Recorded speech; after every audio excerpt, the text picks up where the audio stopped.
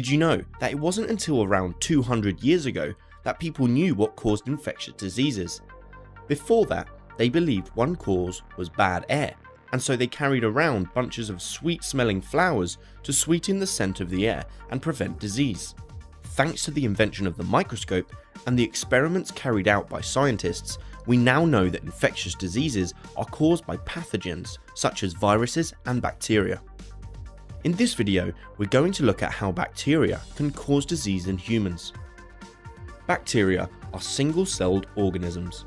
They cause disease by entering the body, multiplying and releasing toxins that damage cells. There are a number of diseases in humans that are caused by bacteria. Let's take a closer look at a few.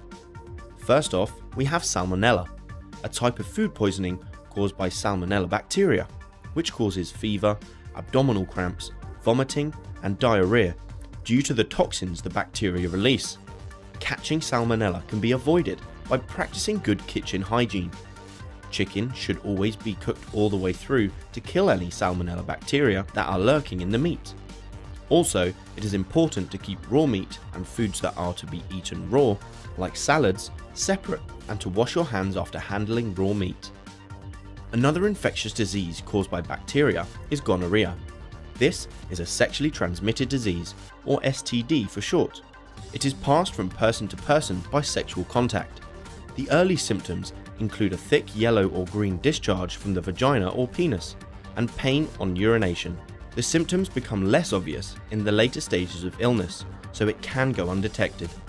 Unfortunately, untreated gonorrhea can cause long-term pelvic pain and infertility. This is why it is very important to get checked by a doctor as soon as a person gets symptoms, so it can be treated with a course of antibiotics. Its spread is reduced by using a barrier method of contraception such as condoms. Tuberculosis, or TB for short, is a bacterial infection that mainly affects the lungs. It is spread by breathing in tiny droplets of coughs or sneezes of an infected person or animal. Symptoms of TB include a persistent cough, which may bring up blood, fever, tiredness, and swellings in the neck. TB is a serious condition, but it can be cured if it's treated with the right antibiotics. The number of cases of TB in many countries has been reduced by the use of vaccination. Another bacteria causing illness are stomach ulcers. A burning pain in the stomach could be a sign of a stomach ulcer. These are an open sore on the stomach lining. It used to be thought that stomach ulcers were caused by stomach producing too much acid, brought on by eating spicy food or stress, but we now know that in fact they can be caused by an infection with Helicobacter pylori bacteria. The discovery was made in 2005 by two researchers. To provide evidence, one of the scientists infected himself with a bacteria to prove that it caused stomach ulcers. Now that is dedication to their work. So, those are a few examples of when bacteria cause illness in humans. But don't be fooled into thinking all bacteria are bad.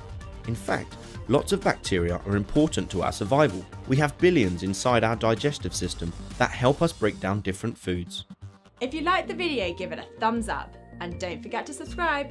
Comment below if you have any questions. Why not check out our FuseSchool app as well? Until next time.